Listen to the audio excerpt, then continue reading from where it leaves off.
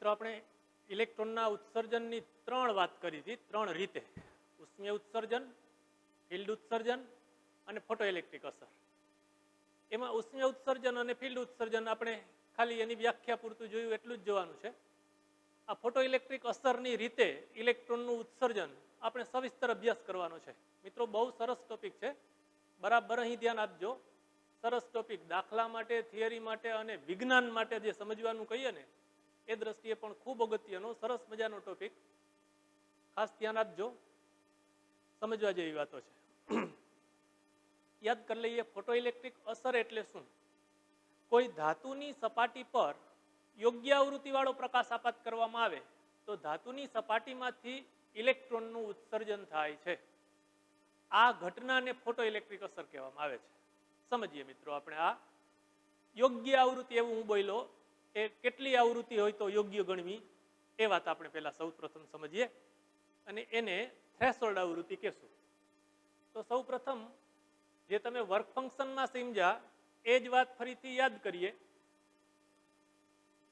ધારો કે આ ધાતુની સપાટી છે, એના પર હું પ્રકાશ આપાત કરું છું. પેલા F1 આવૃત્તિ વાળો પ્રકાશ આપાત કર્યો. પ્રયોગ દ્વારા જોયું કે ઇલેક્ટ્રોન ઉત્સર્જિત થયા કે ન થયા. આપણે જાણીએ છીએ એ પ્રમાણે ઇલેક્ટ્રોન નરી આંખે દેખાવાના નથી કે હા એક ઇલેક્ટ્રોન ઉત્પન્ન થયો કે બે થયા કે હાર થઈ ગઈ, એમને એ હા. એના માટે મિત્રો એક સાવ સાદી રચના આપણે અહીંથી આ આકૃતિ દ્વારા સમજવાના છીએ કે આ એ ફોટો સંવેદી સપાટી છે. ફોટો સંવેદી સપાટી એટલે જેમાંથી ઇલેક્ટ્રોનનું ઉત્સર્જન થવાનું છે તે. ફોટો સંવેદી સપાટી એટલે જે સપાટીમાંથી ઇલેક્ટ્રોનનું ઉત્સર્જન થવાનું છે તે.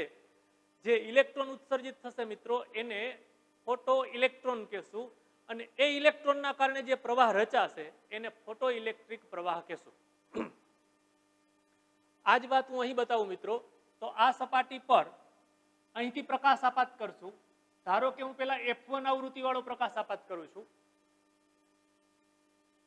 અત્યારે અહીં બેટરી જોડી નથી. આપણે આગળ જતા આજે જ આ પ્રયોગમાં જ આજ પીરિયડના આ પ્રયોગમાં આપણે અહીં બેટરી જોડવાની છે, પ્લસ માઇનસ બંને રીતે જોડવાની છે, પણ અત્યારે બેટરી જોડી નથી. તો હું જોઉં છું કે આ માઇક્રો એમીટર વિદ્યુત પ્રવાહ દર્શાવે છે કે નહીં એ આપણે અવલોકન કરવાનું છે. ફરીથી અહીંથી પ્રકાશ આપાત કરીએ છીએ. ધારો કે F1 આવૃત્તિ વાળો પ્રકાશ આપાત કર્યો. અહીં જોયું આ માઇક્રો એમીટર છે એ આવર્તન બતાવે છે? ના, નથી બતાવતું. ધારો કે નથી બતાવતું તો એના કરતા મેં અહીંથી આપાત કરેલી આવૃત્તિ વધારી. ધારો કે હજી ઇલેક્ટ્રોનનું ઉત્સર્જન નથી થતું. કેવી રીતે ખબર પડશે? આ માઇક્રો એમીટરના આવર્તન દ્વારા. હજી આવૃત્તિ વધારી. ધારો કે મારા ઉદાહરણ પ્રમાણે F3 મૂલ્ય કર્યું, આવૃત્તિનું મૂલ્ય વધારતા વધારતા F3 જેટલું મૂલ્ય કરું છું ત્યારે ઇલેક્ટ્રોનનું ઉત્સર્જન થાય છે. આ ઇલેક્ટ્રોનનું ઉત્સર્જન થયું તો હવે એના કરતા વધુ આવૃત્તિ હશે તો ઇલેક્ટ્રોનનું ઉત્સર્જન થશે જ. એનાથી વધુ હોય તોય થશે. આપણે ઇલેક્ટ્રોનનું ઉત્સર્જન કરવા માટે લઘુત્તમ આવૃત્તિ કઈ છે અત્યારે એનું કામ છે, એનું નામ આપવાના છે થ્રેશોલ્ડ આવૃત્તિ. હું ફોટોઇલેક્ટ્રિક અસર એટલે શું એમાં એમ બોલ્યો કે આપેલી ધાતુની સપાટી પર યોગ્ય આવૃત્તિ વાળો પ્રકાશ આપાત કરવામાં આવે ત્યારે ધાતુની સપાટીમાંથી ઇલેક્ટ્રોનનું ઉત્સર્જન થાય છે. આ ઘટનાને ફોટોઇલેક્ટ્રિક અસર કહેવામાં આવે છે. તો હવે તમે સમજી ગયા કે યોગ્ય આવૃત્તિ એટલે શું. મારા આ સંજ્ઞા મુજબ F3 કે તેથી વધુ આવૃત્તિ તો એને યોગ્ય આવૃત્તિ કહેવાય. એ આવૃત્તિથી ફોટોઇલેક્ટ્રોનનું ઉત્સર્જન મેળવી શકાય છે. ઓકે મિત્રો, તો આ થ્રેશોલ્ડ આવૃત્તિ એટલે શું હજી એક વખત બોલી જાઉં. આપેલી ફોટો સંવેદી સપાટીમાંથી ઇલેક્ટ્રોનનું ઉત્સર્જન મેળવવા માટે જરૂરી લઘુત્તમ આવૃત્તિને થ્રેશોલ્ડ આવૃત્તિ કહેવામાં આવે છે. આ ફોટોઇલેક્ટ્રિક અસરની વાતો મિત્રો તમારી ટેક્સ્ટબુકના ક્રમમાં જોઈએ તો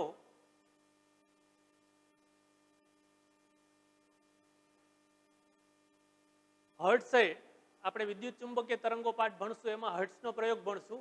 હર્ટ્સ નામના વૈજ્ઞાનિકે પ્રયોગશાળામાં વિદ્યુત ચુંબકીય તરંગો ઉત્સર્જિત કર્યા. હર્ટ્સે બે સળિયાઓ વચ્ચે સ્પાર્ક દ્વારા, સ્પાર્ક એટલે તમે મોટરસાઇકલના પ્લગમાં સ્પાર્ક જોયો હોય કે પછી ઇવન આપણા ગેસ લાઇટરના પણ પુશ કરીએ જે તણખો થાય છે એને પણ સ્પાર્ક કહેવાય. વીજળી પણ એક મોટો સ્પાર્ક છે મિત્રો. ખરેખર સ્પાર્ક એટલે ઘણા બધા ઇલેક્ટ્રોનનો સમૂહ. તો હર્ટ્ઝના પ્રયોગમાં આવી કંઈક વાત આવશે, આપણે ભણ્યા નથી, ભણશું ત્યારે આવશે. આ બે સળિયા વચ્ચે વિસ્થિતિમાનનો તફાવત લાગુ પાડી અને કોઈ એક સળિયામાંથી, ધારો કે ઉપરના સળિયામાંથી નીચેના સળિયામાં સ્પાર્ક થાય છે, એટલે કે ઘણા બધા ઇલેક્ટ્રોનનો સમૂહ એક સાથે આમાંથી આમાં જાય છે. આ સ્પાર્ક થવાની વાત હતી. એ સ્પાર્ક આ બિંદુ પાસેથી વિદ્યુત ચુંબકીય તરંગો ઉત્સર્જિત થાય છે. હર્ટ્ઝના પ્રયોગમાં વિદ્યુત ચુંબકીય તરંગો ઉત્સર્જિત થાય છે. એ પ્રયોગ દરમિયાન જ હર્ટ્ઝ નામના વૈજ્ઞાનિકે આવું કંઈક અવલોકન કર્યું. વિદ્યુત ચુંબકીય તરંગોના પ્રયોગો દરમિયાન, એટલે આપણે જે હમણાં વાત કરીએ એ વિદ્યુત ચુંબકીય તરંગો ઉત્પન્ન કરતા હતા, એ દરમિયાન એને ઇલેક્ટ્રિક ઉત્સર્જન, એટલે કે આપણે જે અત્યારે ફોટો ઇલેક્ટ્રિક અસર જોવાના છીએ એ રીતે ઇલેક્ટ્રોનનું ઉત્સર્જન એને જોયું.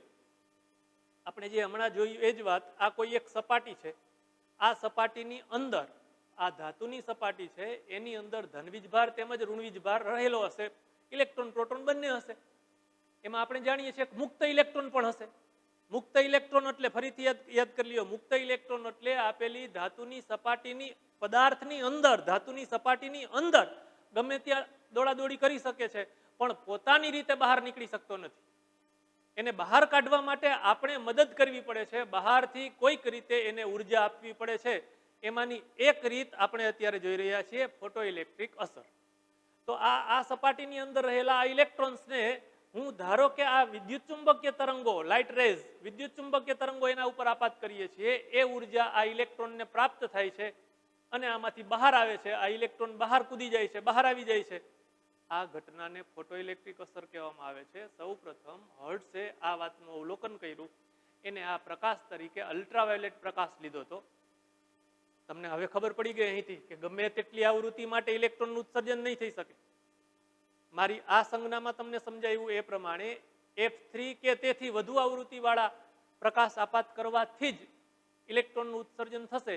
તો હર્ટ્ઝભાઈએ અવલોકન કર્યું ત્યારે અલ્ટ્રાવાયોલેટ પ્રકાશ આપાત કર્યો, તો એને સ્પાર્ક વધુ તીવ્રતા સાથે જોવા મળ્યો. એનો અર્થ એમ કે એની અંદર વધુ ઇલેક્ટ્રોન જોવા મળ્યા.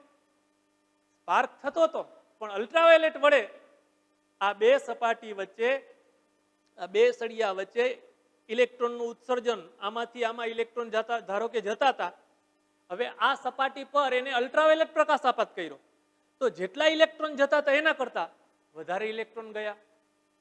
ઓલો જે સ્પાર્ક થતો હતો, તણખો થતો હતો, એ વધુ તીવ્ર થયો, એવું એને જોવા મળ્યું. આ ફોટો ઇલેક્ટ્રિક અસરની શરૂઆતના પ્રાયોગિક પરિણામો હતા. એના પછી મિત્રો હોલબાસ અને લેનાર્ડ નામના વૈજ્ઞાનિક હતા. એને અવલોકન તો આ જ કર્યું કે ધાતુની સપાટી પર યોગ્ય આવૃત્તિવાળો પ્રકાશ આપાત કરીએ તો ઇલેક્ટ્રોનનું ઉત્સર્જન થાય છે. આ બાબત જોઈએ. ઉત્સર્જક પ્લેટ એટલે જેમાંથી ઇલેક્ટ્રોનનું ઉત્સર્જન થાય છે તે ઉત્સર્જક પ્લેટ પર યોગ્ય આવૃત્તિવાળો, એને પણ અલ્ટ્રાવાયોલેટ પ્રકાશ લીધો હતો કે અલ્ટ્રાવાયોલેટ વિકિરણ આપાત કરવામાં આવે તો પરિપથમાં વિદ્યુત પ્રવાહ રચાય છે. મિત્રો આવો જ પરિપથ, આના દ્વારા જ તમે સમજી શકો કે આવો જ પરિપથ આ માઇક્રો એમીટર આવર્તન બતાવે છે, અર્થાત વિદ્યુત પ્રવાહ રચાય છે. આ વિદ્યુત પ્રવાહ, ઇલેક્ટ્રોન જે ઉત્પન્ન થયા એ ઇલેક્ટ્રોનની ગતિના કારણે પ્રવાહ પરિપથ પૂર્ણ થયો અને એના કારણે માઇક્રો એમીટરે કંઈક આવર્તન બતાવે છે. એને પ્રયોગમાં જોયું કે એના ઉપર અલ્ટ્રાવાયોલેટ વિકિરણ આપાત કરતા હતા, એ અલ્ટ્રાવાયોલેટ વિકિરણ આપાત કરવાનું બંધ કરી દીધું, તો આ માઇક્રો એમીટરે પ્રવાહ દર્શાવવાનું પણ બંધ કરી દીધું, એટલે કે ઉત્સર્જિત થતો પ્રવાહ શૂન્ય થઈ ગયો. આ જ વાત આ પરિણામો દ્વારા પણ આના દ્વારા સમજી શકાશે. જોજો મિત્રો, પહેલું આ પરિણામ, આ બીજું પરિણામ, આ ત્રીજું પરિણામ, આવું કંઈક મારે સમજાવવું છે મિત્રો.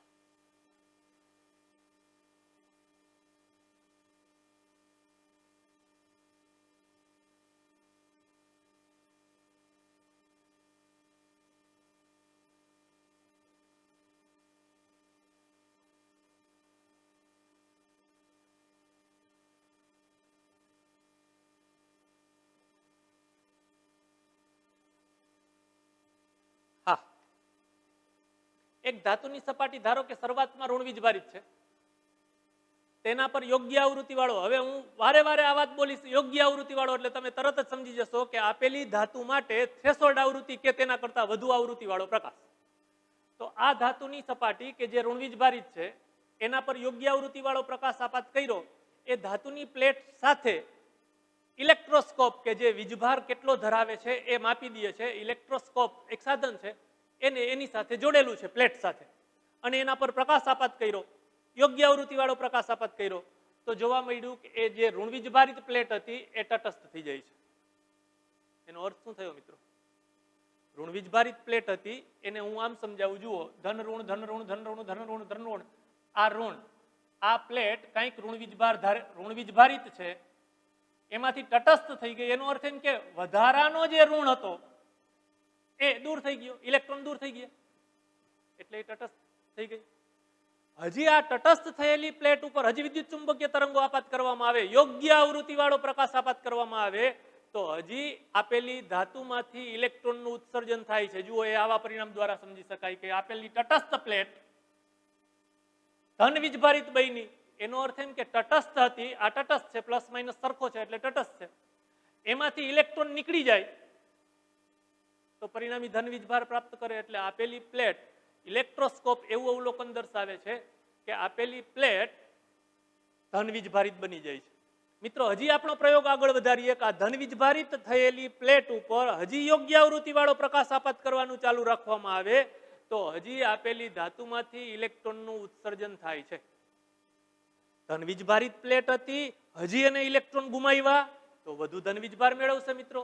એટલે એ ધન વીજભારિત પ્લેટ હતી એ વધુ ધન વીજભારિત પ્લેટ બને છે. ઓકે મિત્રો, હજી આ જ વાત, કંટાળતા નહીં.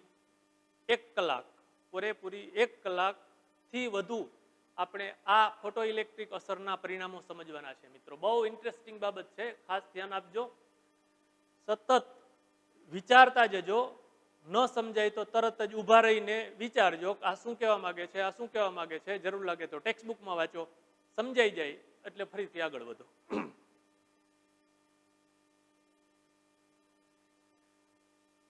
થ્રેશોલ્ડ આવૃત્તિની વાત કરી મિત્રો, એના ઉપરથી આ થ્રેશોલ્ડ તરંગ લંબાઈની વાત ગામા ખાન ખબર છે, વેગ v = f લેમ્બડા. પ્રકાશ માટે કહીએ તો f લેમ્બડા. હું જો થ્રેશોલ્ડ આવૃત્તિ માટે કહીએ તો આ તરંગ લંબાઈને થ્રેશોલ્ડ તરંગ લંબાઈ કહું તો થ્રેશોલ્ડ તરંગ લંબાઈ લેમ્બડા 0 = c/f0. આપણે આટલું પાક્કું સમજ્યા મિત્રો કે આપેલી ધાતુની સપાટી પર જો f0 કરતા ઓછી આવૃત્તિ વાળું વિકિરણ આપાત કર્યું હોત, f0 કરતા ઓછી તીવ્રતા, સોરી તીવ્રતા નહીં, એ હમણાં ભણશું આપણે, f0 કરતા ઓછી આવૃત્તિ વાળો પ્રકાશ આપાત કર્યો હોત તો એમાંથી ઇલેક્ટ્રોનનું ઉત્સર્જન થતું નથી. f<f0 માટે ઇલેક્ટ્રોનનું ઉત્સર્જન થતું નથી. તમારી ટેક્સ્ટ બુકે આવા ઉદાહરણ સ્વરૂપે આપ્યું છે. ધાતુઓ જેવી કે ઝીંક છે, કેડમિયમ છે, મેગ્નેશિયમ છે, એના માટે થ્રેશોલ્ડ આવૃત્તિ પ્રમાણમાં ટૂંકી આવૃત્તિ અલ્ટ્રાવાયોલેટ પ્રકારનો પ્રકાશ છે એ ફોટો ઇલેક્ટ્રિક અસર ઉપજાવી શકે છે, અર્થાત ફોટો ઇલેક્ટ્રોનનું ઉત્સર્જન કરી શકે છે. એવી જ રીતે લિથિયમ, સોડિયમ, પોટેશિયમ, રૂબેડિયમ જેવી આલ્કલી ધાતુઓ લઈએ તો આવી આલ્કલી ધાતુઓમાંથી ઇલેક્ટ્રોનનું ઉત્સર્જન કરવા માટે દ્રશ્ય પ્રકાશ પૂરતો છે. દ્રશ્ય પ્રકાશની આવૃત્તિઓ એના માટે ઇલેક્ટ્રોનનું ઉત્સર્જન કરવા માટે પૂરતું છે. મિત્રો, આટલામાંથી આપણે એક વાત સમજ્યા, ફોટો ઇલેક્ટ્રિક અસર એટલે શું. આપેલી ધાતુની સપાટી પર યોગ્ય આવૃત્તિ વાળો પ્રકાશ આપાત કરતા ધાતુની સપાટીમાંથી ઇલેક્ટ્રોનનું ઉત્સર્જન થાય છે. આ ઘટનાને ફોટો ઇલેક્ટ્રિક અસર કહે છે.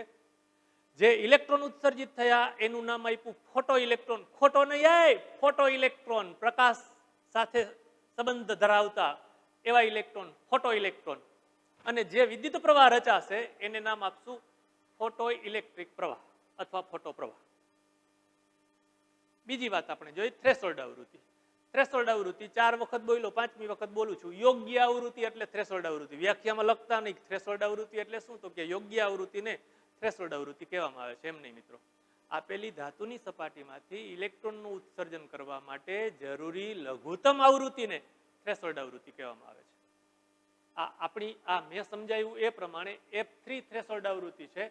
આને મિત્રો થ્રેશોલ્ડ આવૃત્તિ નહીં કહો, આની આ આવૃત્તિની મદદથી ઇલેક્ટ્રોનનું ઉત્સર્જન કરી શકાય છે, પણ ઇલેક્ટ્રોનના ઉત્સર્જન મેળવવા માટે જરૂરી લઘુત્તમ આવૃત્તિ. તમે સમજી શકો છો કે F3 કરતા ઓછી આવૃત્તિ હોય તો ઇલેક્ટ્રોનનું ઉત્સર્જન નથી થતું. એટલે ઇલેક્ટ્રોનનું ઉત્સર્જન કરવા માટે જરૂરી લઘુત્તમ આવૃત્તિ કઈ? મેં લખ્યું એ પ્રમાણે F3. એને આપણે થ્રેશોલ્ડ આવૃત્તિ કહેશું. એની સંજ્ઞા F0 વડે દર્શાવશું મિત્રો.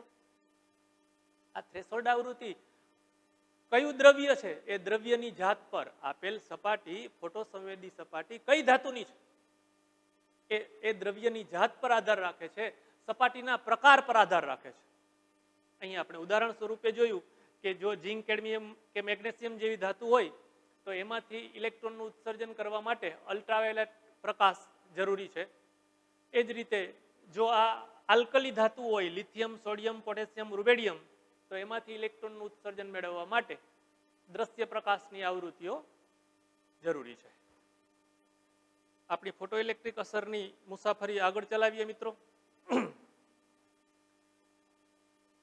ફોટોઇલેક્ટ્રિક અસરનો અભ્યાસ કરવા માટે આ એક ફોટો ટ્યુબ એવું પણ એને નામ આપશું, એક પ્રાયોગિક રચના છે, પ્રાયોગિક સાધન છે.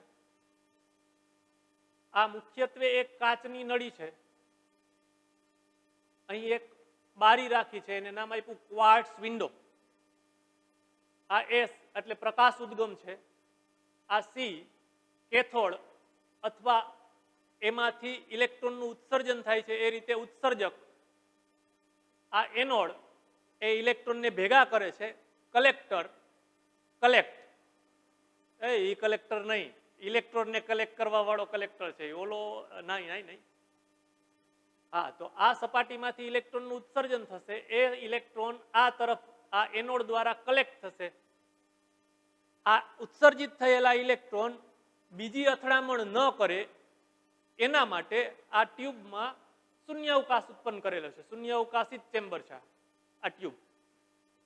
અહીં કાચથી બંધ છે મિત્રો. અહીં જુદા જુદા કાચ રાખીને પ્રકાશની આવૃત્તિ બદલાવી શકાય છે, તમને ખબર છે. અહીં હું આ બારીના આ કવર ઉપર કાચનો પ્રકાર, કાચનો કલર બદલાવીશ એટલે અહીંથી ઉત્સર્જિત થયેલો પ્રકાશ આ કાચ પર આપાત થશે અને એ કાચમાંથી પારગમન પામેલો પ્રકાશ એની આવૃત્તિ આપણે જેટલી રાખવી હશે એ પ્રમાણે બદલાવતા જશું, બદલાવી શકાશે. એટલે આવૃત્તિ બદલાવા માટે આ ક્વાર્ટઝ વિન્ડો છે, આ બારી છે. આ ફોટોસંવેદી સપાટી છે કે જેમાંથી ઇલેક્ટ્રોનનું ઉત્સર્જન મેળવવું છે, ઇલેક્ટ્રોનનું ઉત્સર્જન થશે. એ ઇલેક્ટ્રોન ગતિ કરતા કરતા કરતા જો ઇલેક્ટ્રોન પાસે પૂરતી ઉર્જા હશે, હમણાં સમજશું પૂરતી એટલે કેટલી, પૂરતી ઉર્જા હશે તો એ ઇલેક્ટ્રોન અહીંથી ઉત્સર્જાઈને અહીં પહોંચશે. હવે આ ઉત્સર્જકની સાપેક્ષે મિત્રો આ વાત વારે વારે આવશે, ધ્યાન રાખજો. ઉત્સર્જક અને કલેક્ટર અથવા કેથોડ અને એનોડ, હું એને ઉત્સર્જક અને કલેક્ટર આવા શબ્દો જ બોલીશ. આ ઉત્સર્જકની સાપેક્ષે કલેક્ટરને આપણા પ્રયોગ દરમિયાન હમણાં જે જોયો પ્રયોગ માત્ર ફોટોઇલેક્ટ્રિક અસર એટલે શું જાણવા માટે, તો ત્યારે અહીં મેં તમને સીધું આવું કનેક્શન કરી દીધું હતું, બેટરી જ નથી. પહેલી વાત. હવે આપણે બે બાબત સમજવાના છે કે ઉત્સર્જકની સાપેક્ષે કલેક્ટરને ધન વિભવે રાખવો છે, આવું. ઉત્સર્જકની સાપેક્ષે કલેક્ટરને ધન વિભવે રાખવો છે. આમાંનામાં ફોટોઇલેક્ટ્રિક અસરમાં જ આગળના પરિણામો સમજવા માટે આનાથી ઊંધું રાખવું છે. અત્યારે આ ઋણ અને આ ધન છે, એના બદલે આવું કરવું છે, આ ધન અને આ ઋણ. ઉત્સર્જક ધન, એની સાપેક્ષે કલેક્ટર ઋણ. મિત્રો આવા ફેરફાર કરવા માટે આ કમ્યુટેટર નામની આ રચના છે. ત્યાં રિયોસ્ટેટ મૂક્યો છે, એની મદદથી વોલ્ટેજ બદલાવી શકાય છે. અને આ જે અહીં આ 1 2 3 4 ટપકા છે, આ કનેક્શન અહીંથી અહીં કરો કે આ કનેક્શન અહીંથી અહીં કરો, એને અનુરૂપ આપણે આ બે ફેરફારો ઉત્સર્જકને ધન કે ઉત્સર્જકને ઋણ એ આ કમ્યુટેટર રચના દ્વારા પ્લસ માઇનસ કરી શકીશું. તો મિત્રો આ ફોટોઇલેક્ટ્રિક અસરના પ્રાયોગિક પરિણામ મેળવવા માટે એનો અભ્યાસ કરવા માટેની પ્રાયોગિક રચના થઈ, ગોઠવણી થઈ. હવે આપણે આ અભ્યાસ કરવા માટે આવી 4 રાશિઓને સમજવાની છે. એક, આ સપાટી પર જે આપાત કરીએ છીએ એ પ્રકાશની આવૃત્તિ. બે એ આપાત પ્રકાશની આપાત વિદ્યુત ચુંબકીય તરંગની તીવ્રતા. 3 ઉત્સર્જક અને કલેક્ટર વચ્ચે બેટરી જોડી છે તો કેટલા વોલ્ટેજ લાગુ પાડ્યા છે? બંને રીતે, ઉત્સર્જકની સાપેક્ષે કલેક્ટર ધન વિભવે છે કે ઉત્સર્જકની સાપેક્ષે કલેક્ટર ઋણ વિભવે છે, કેટલા વોલ્ટેજ છે અને કઈ રીતે લાગુ પાડેલા છે એ, એટલે બે વચ્ચે પોટેન્શિયલ ડિફરન્સ વિસ્થિતિમાનનો તફાવત. અને આ દ્રવ્યની જાત આપેલી ફોટો સંવેદી સપાટી કઈ ધાતુની છે? ઝીંકની છે, કેડમિયમ છે, કોપરની છે, કઈ ધાતુ છે એ પ્રમાણે એના પર આપાત થતા પ્રકાશને અનુરૂપ એમાંથી ફોટો ઇલેક્ટ્રોનનું ઉત્સર્જન થશે. અને ફોટો ઇલેક્ટ્રોનનું ઉત્સર્જન થશે મિત્રો, એને અનુરૂપ ફોટો ઇલેક્ટ્રિક પ્રવાહ રચાશે. તો આ પ્રયોગ દરમિયાન ફોટો ઇલેક્ટ્રિક પ્રવાહ એટલે કેટલા ફોટો ઇલેક્ટ્રોન ઉત્સર્જાય છે એનો આધાર આપણે આ બાબતો પર સમજવો છે. આ 4 બાબતને સાથે કેવી રીતે બદલાય છે એનો અભ્યાસ કરવો છે. હા, તમારા મનમાં આ વાત ચાલે છે, મને ખબર છે, સમજાવું છે મિત્રો, ઉતાવળ ન કરો. વિદ્યુત ચુંબકીય તરંગની આવૃત્તિ એટલે શું અને વિદ્યુત ચુંબકીય તરંગની તીવ્રતા એટલે શું, બંને એક જ કે બે અને અલગ અલગ, એ વાત આપણે સમજીએ છીએ. પહેલી વાત, બે અલગ અલગ. વિદ્યુત ચુંબકીય તરંગની આવૃત્તિ એટલે શું તમે ભણી ગયા છો, યાદ છે? સરળ આવર્ત ગતિ સમજ્યા, એમાં સાદા લોલકની આવૃત્તિ સમજ્યા હતા. એની વ્યાખ્યા આપતા હતા એકમ સમયમાં થતા દોલનોની સંખ્યા. પરિભ્રમણ કરતો હોય તો એકમ સમયમાં થતા પરિભ્રમણની સંખ્યા યાર. એવી રીતે તરંગની આવૃત્તિ એટલે એકમ સમયમાં ઉત્પન્ન થતા તરંગોની સંખ્યા. પછી ઉત્પન્ન થતા હોઈ શકે, પસાર થતા હોઈ શકે અને આપાત થતા હોઈ શકે. ટ્યુબલાઇટ માટે હું લાગુ પાડું તો ટ્યુબલાઇટમાંથી ઉત્સર્જિત થતા તરંગોની સંખ્યા.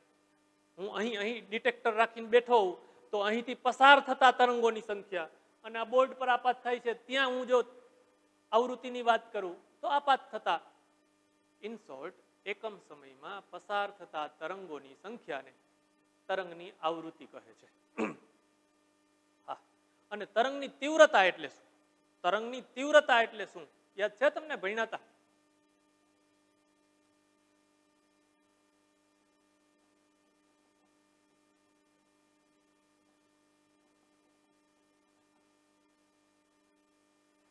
એકમ ક્ષેત્રફળમાંથી એકમ સમયમાં પસાર થતી ઉર્જા.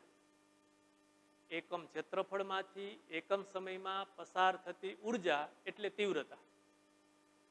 મિત્રો, બે વ્યાખ્યા સમજાઈ ગઈ, પણ મૂળભૂત રીતે તીવ્રતા શું ને આવૃત્તિ શું એ બહુ ખબર પડતી નથી.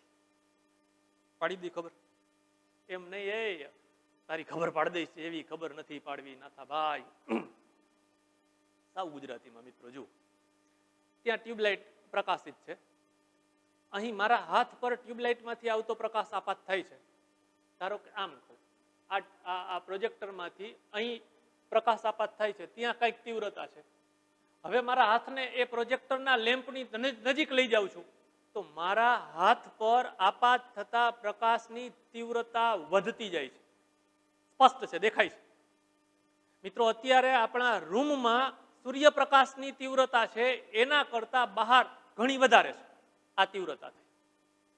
પણ અહીં મારા હાથ પર આપાત થતા પ્રકાશની આવૃત્તિ અને અત્યારે મારા હાથ પર આપાત થતા પ્રકાશની આવૃત્તિ, આ બંને જગ્યાએ બધા જ સ્થાને આવૃત્તિ એક સરખી છે. એવી જ રીતે પ્રકાશની તીવ્રતા અત્યારે બપોરના 4 વાગ્યા છે તો સૂર્યપ્રકાશની તીવ્રતા બહાર અહીં રૂમની અંદર છે એના કરતા બહાર ઘણી વધારે છે. પણ આવૃત્તિ બે જગ્યાએ એક સરખી છે. બહાર છે એટલી જ આવૃત્તિ અહીં છે, અંદર છે. હજી એક રીતે આવૃત્તિ અને તીવ્રતા સમજાવું મિત્રો. આપણે ટીવી પ્રોગ્રામમાં એક ફંક્શન આવે છે બ્રાઇટનેસ, બીજું એક ફંક્શન આવે છે કલર. હવે આજકાલ તો નવી પેઢીના, નવી જનરેશનના ટીવી આવી ગયા મિત્રો, એટલે એમાં સેટિંગ કરવા પણ બહુ નથી રહેતું.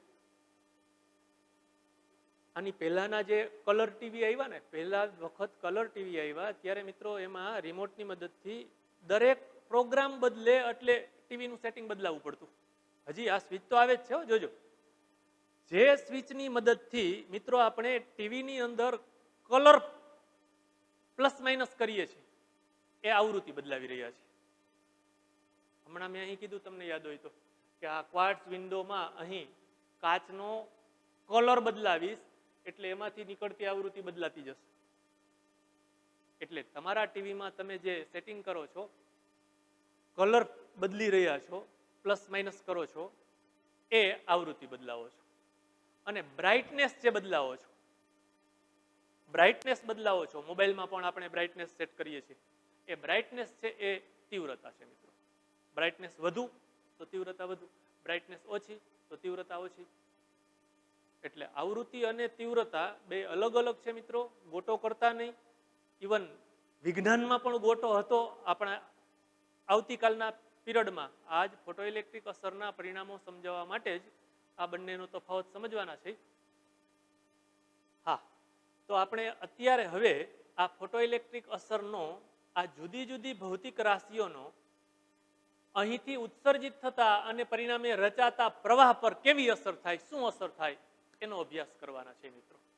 એને આપણે કહેશું ફોટો ઇલેક્ટ્રિક અસરની લાક્ષણિકતાઓ અથવા ફોટો ઇલેક્ટ્રિક અસરના પ્રાયોગિક પરિણામો.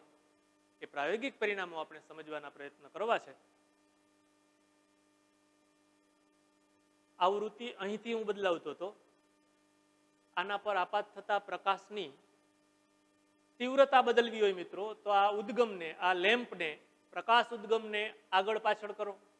હમણાં મેં કીધું કે મારા હાથને લેમ્પની નજીક લઈ જાઉં છું તો તીવ્રતા વધશે, લેમ્પથી દૂર લઈ જાઉં છું તીવ્રતા ઘટશે.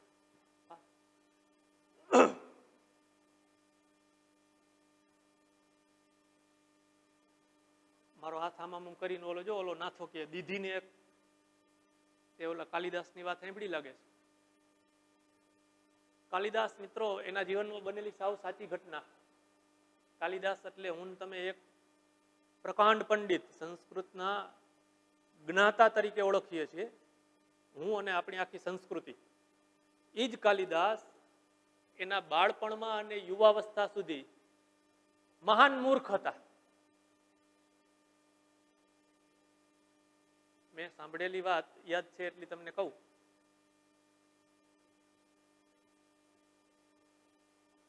કાલિદાસ જે વિસ્તારમાં રહેતા હતા મિત્રો, ત્યાંના રાજાએ એની દીકરી માટે સ્વયંવરની યોજના કરી હતી, ગોઠવણી કરી હતી. આ સ્વયંવરમાં જુદા જુદા દેશમાંથી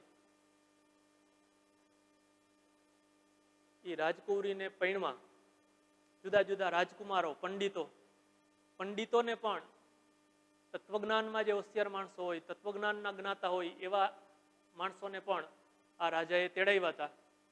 આ રાજાની દીકરી રાજકુંવરીની શરત એવી હતી, એના સ્વયંવરની રચના શરત એવી હતી કે એની દીકરી સાથે શાસ્ત્રોની ચર્ચા કરવાની. એ શાસ્ત્રાર્થ ચર્ચામાં જે એને હરાવશે, રાજકુંવરીને હરાવશે, એની સાથે એ લગ્ન કરશે, આવી એની શરત હતી. બધા શરતો નવી નવી અલગ અલગ રાખતા કે નહીં. ઓલે દ્રૌપદી સ્વયંવર હમણાં મહાભારતમાં જોયું આપણે. હવે અહીંયા ત્રાજવામાં ટીંગાઈનું ઊંધું જોઈને આમ સીધે સીધું નથી ટકાતું. એમાં ઓલી માછલીની આંખ. આપણી વાતમાં આવીએ આ ભાઈ કાલિદાસ, તો એના સ્વયંવરમાં જુદા જુદા દેશમાંથી રાજાઓ, પંડિતો આવ્યા. પણ મિત્રો, કોઈ પણ માણસ, એને કોઈ પંડિત કે કોઈ રાજા એને આ શાસ્ત્રાર્થ ચર્ચામાં હરાવી શક્યા નહીં. એના પ્રશ્નોના સંતોષકારક જવાબ આપી શક્યા નહીં, કોઈ ના આપી શક્યા. એના પપ્પાની ચિંતા થઈ હશે રાજાને કે હવે આ દીકરીને શું કરશું. પછી અમુક મારા જેવા અભિમાની માણસો આવ્યા હોય ને, કે જે પોતાની હાર પૈણમાં આવ્યા હોય પણ મેળ પડ્યો નહીં, એવા માણસો રાજાના ગામથી પોતાના ગામમાં જતા હતા અને ચર્ચા કરતા હતા. 2-3 જણ મળી ગયા અને ચર્ચા કરતા હતા. આ રાજાની દીકરી બહુ અભિમાની છે, ખરેખર તો એ છે ને આખી જિંદગી આપણે યાદ કરે ને એવો કોઈક મૂર્ખો આને પરિણાવી દેવો જોઈ, કંઈક એવું છટકું ગોઠવીને એમ ચર્ચા કરતા હતા. હાઈલા જતા હતા, ત્યાં એક મોટી આઈટમ ઝાડ ઉપર ઝાડની ડાળી કાપતો હતો, જે ડાળી કાપતો હતો એ ડાળી પર જ ઊભો હતો. હું આવું કંઈક કહું છું. આ થડ, આ ડાળી અહીંથી કાપતો હતો તો અહીં ઊભું રહેવાય ને, કે જેથી આ ભાગ આમ પડે ત્યારે પોતે તો અહીંયા ની રહીએ. અહીં ઊભો તો અહીંથી કાપતો હતો. આનાથી મોટો મૂર્ખો હોય ન હોય. એટલે ઓલા લોકોએ બોલાવ્યો, અહીંયા વાયા આવું કે તારું જ કામ છે, અમારે તારા જેવો જ ગોતી છે. એને પૂછ્યું પૈણું તો એને સમજાવ્યો, એને કીધું નવડાવ્યો ધોવડાવ્યો, આમ બહારથી પંડિત લાગે ને એવા ટીલા ટપકા કર્યા, ધોતિયું પહેરાવ્યું અને એને તૈયાર કરી દીધો કે તને ઓલી રાજકુંવરી કાંઈ પણ પૂછે ને જવાબ નહીં દેવાનો, તારે ખાલી એક્શન જ કરવાના. આંખના, મોઢાના, હાથના એક્શન દ્વારા જ જવાબ આપવાનો, કાંઈ બોલવાનું નહીં. તું જે સમજી તારે મજા પડે એમ જવાબ દેવાનો. બોલો કે કાંઈ વાંધો નહીં. એને તો લાકડા કાપતા કાપતા ઓલા રાજસભામાં લઈ ગયા. ત્યાં જઈને પેલા રાજાને વાત કરી, ભાઈ અમારા ગુરુદેવ બહુ જ્ઞાની છે, બહુ પ્રકાંડ પંડિત છે, પણ એ 6 વર્ષ થયા સમાધિ, 6 વર્ષ થયા બોયલા વગર મૂંગા મૂંગા સાધના કરતા હતા. અમે જઈને એને વાત કરી કે ભાઈ આવું થયું છે, જો તમે આવો તો એ રાજકુંવરીને યોગ્ય વર મળે. એટલે જો તમારી દીકરી હા પાડે તો અમારા ગુરુદેવ મૌન રહીને એની સાથે શાસ્ત્રાર્થ ચર્ચા કરશે, એના પ્રશ્નોના જવાબ આપશે. રાજા બચાડો થાયકો તો કંટાળ્યો હતો કે કોઈ વર જ ન મળે, એના કરતા કંઈક આવું થાય. એટલે એની ચાન્સ આપ્યો. રાજસભામાં મારા તમારા જેવા બધા રાજદ્વારી માણસોની હાજરીમાં ચર્ચા ચાલુ થઈ. આ કન્યા અને પૈણમાં આવેલો આ મૂર્ખો કાલિદાસ, ઈ જમાનાનો મૂર્ખો કાલિદાસ, ઓલી કન્યાએ, રાજકુંવરીએ આની સામે જોઈ અને આમ કર્યું, આમ. એને એ મૂંગા મૂંગા જ પ્રશ્ન પૂછવાના હતા, મૂંગા મૂંગા જવાબ આપવાની વાત છે. આમ એક આંગળી બતાવી. કાલિદાસ સામે કે 2 આંગળી. ઓલી રાજકુંવરી ખુશ થઈ ગઈ, વાહ, કહું હમણાં આગળ એનું વિવરણ કહું. બીજી વાત અથવા બીજો પ્રશ્ન. ઓલી રાજકુંવરીએ કીધું આમ, તો આ ઢગો કે હા. રાજકુંવરી ખુશ થઈ ગઈ. મિત્રો એનો ત્રીજો પ્રશ્ન હું અત્યારે ભૂલી ગયો છું, આપણે ટાઈમ નથી. આ 2 પ્રશ્ન સમજાવી દઉં. જુઓ મિત્રો, રાજકુંવરીએ આમ કીધું ત્યારે રાજકુંવરી એમ કહેતી હતી શિવ એક છે. ઓલો ઢગો એમ સમજો એક દઈશ, એટલે ઢગાએ જવાબ આવ્યો એક દઈશ તો અમે 2 દઈશ. પણ આમ કીધું એને રાજકુંવરીએ એનો શું અર્થ લીધો કે જીવ એક નહીં મિત્રો, જીવ અને શિવ 2 છે. એ 2 એક બની જાય એટલે આપણો આ દ્વૈત શબ્દ આવશે મિત્રો. અહીંયા જીવ અને શિવ 2 અલગ નથી, 2 એક જ છે. જીવ અને શિવ 2 અલગ નથી, એક જ છે. આ રાજકુંવરીએ એનો આવો અર્થ કર્યો મિત્રો. બીજી વાત, બીજો પ્રશ્ન. રાજકુંવરીએ આમ કીધું, આમ એમ કહેવા માંગતી હતી કે 5 ઇન્દ્રિયો છે. ઓલો ઢગો એમ સમજો એક ફડાકો દઈશ, ઈ કે એને એમ જવાબ આપ્યો તું ફડાકો દઈશ તો અમે કોઈ જેવા તેવા ટીકો દઈશ.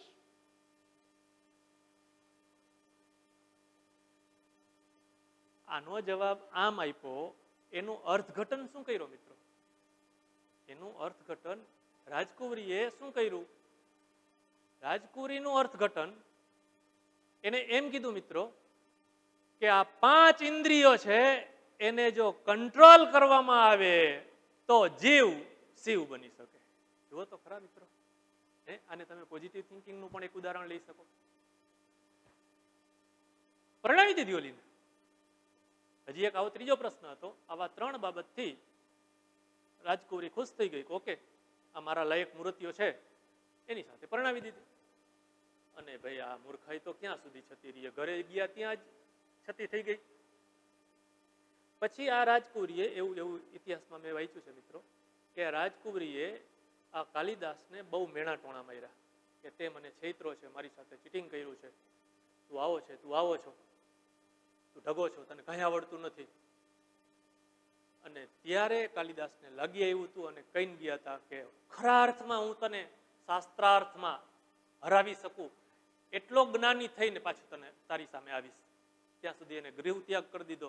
એમ કહેવાય છે કે બહાર નીકળીને કોઈ શિવ મંદિરમાં રહી એને સાધના કરી, જ્ઞાન મેળવ્યું, જ્ઞાની થયા અને ફરીથી પાછા આવ્યા હતા. એ મને સંસ્કૃત શબ્દો નથી આવડતા. ફરીથી બારણું ખટખટાવીને કીધું હતું કે હવે હું તારી સાથે શાસ્ત્રાર્થ ચર્ચા કરવા માટે ખરા અર્થમાં તૈયાર થઈને આવ્યો છું. ઓકે મિત્રો, આપણી વાત કરીએ. આપણે આપણો પ્રકાશના વિકિરણના દ્વૈત સ્વભાવની વાતો કરવી છે. આગળ વધીએ. ફોટો ઇલેક્ટ્રિક અસરના પ્રાયોગિક પરિણામો આપણે આ 3 રીતે સમજવા છે, આ 3 કટકે સમજવા છે. હવે આની જરૂર નથી.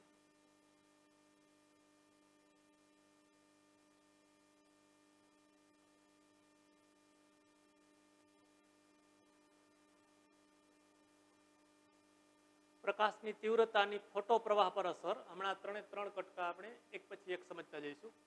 ફોટો ઇલેક્ટ્રિક પ્રવાહ પર વિદ્યુત દબાણની અસર અને આપાત વિકિરણની આવૃત્તિની સ્ટોપિંગ પોટેન્શિયલ પર અસર. ચિંતા ન કરો મિત્રો, એક પછી એક આપણે બધું જ સમજતા જઈશું, સમજી લઈએ. પહેલી વાત, પ્રકાશની તીવ્રતાની ફોટો પ્રવાહ પર અસર.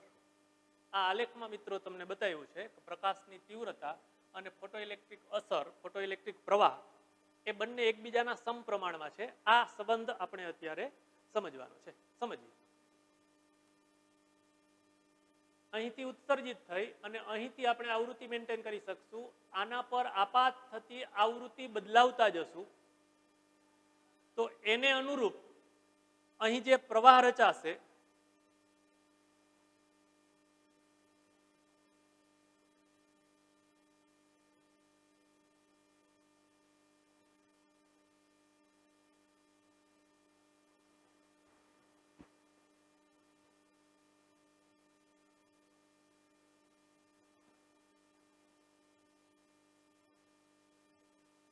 હા મિત્રો, તો આપણે પહેલી વાત જોવી છે, પ્રકાશની તીવ્રતા બદલાવીએ તો એને અનુરૂપ ફોટો પ્રવાહ. ફોટો પ્રવાહ એટલે ફોટો ઇલેક્ટ્રોનની સંખ્યા, ફોટો ઇલેક્ટ્રોન દ્વારા રચાતો પ્રવાહ.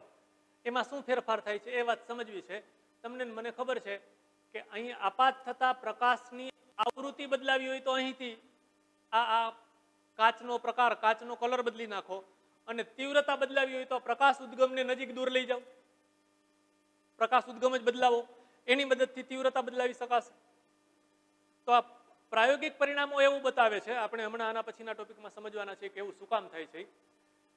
જેમ તીવ્રતા વધારતા જાય છે એમ અહીં આ માઇક્રો એમીટર છે એ વધુ પ્રવાહ દર્શાવતો જાય છે. અત્યારે હજી આપણા આ પ્રયોગમાં આ ઉત્સર્જકની સાપેક્ષે કલેક્ટરને ધન વિભવે રાખ્યો છે.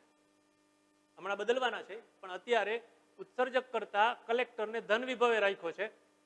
એટલે આ ફોટો સંવેદી સપાટી, એની અંદર રહેલા ઇલેક્ટ્રોન્સ, મિત્રો હું આ એસ ફોટો સંવેદી સપાટીને બતાવું છું, એની અંદર રહેલા ઇલેક્ટ્રોન છે, એના ઉપર આપાત થતો આ પ્રકાશ છે.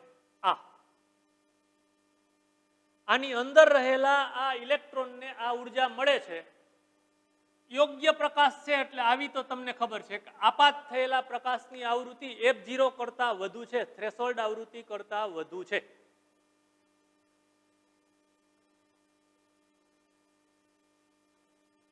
હવે આની તીવ્રતા મેં રાખી છે અત્યારે I1 જેટલી, ધારો કે, તો આને કંઈક આવર્તન બતાવ્યું.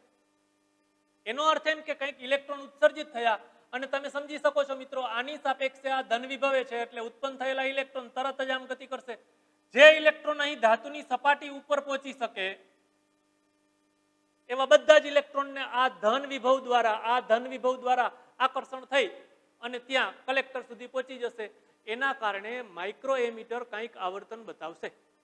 તો પ્રયોગો એમ દર્શાવે છે મિત્રો કે જેમ આ પ્રકાશની આવૃત્તિ આવૃત્તિ આવી નક્કી છે, F0 કરતા વધુ છે, આવૃત્તિ નથી બદલાવી, તીવ્રતા હું વધારતો જાઉં છું, એમ ક્રમશઃ આ પ્રવાહ વધતો જાય છે. પ્રાયોગિક અવલોકનો આ વાત બતાવે છે. ફોટો ઇલેક્ટ્રિક પ્રવાહ એ આપાત પ્રકાશની તીવ્રતાના સમપ્રમાણમાં છે. તીવ્રતા વધારતા જાવ એમ ક્રમશઃ તીવ્રતા વધારતા જાવ એમ ફોટો ઇલેક્ટ્રોનની સંખ્યા વધતી જાય છે. આ વાત આપણે હમણાં બીજા ટોપિકમાં પણ સમજશું. હમણાં આપણે 3 નું લિસ્ટ બનાવ્યું. આ સમજ્યા. હવે આનો વારો ફોટો ઇલેક્ટ્રિક પ્રવાહ પર વિદ્યુત દબાણ એટલે કે પોટેન્શિયલ ડિફરન્સ વિદ્યુત સ્થિતિમાનની અસર.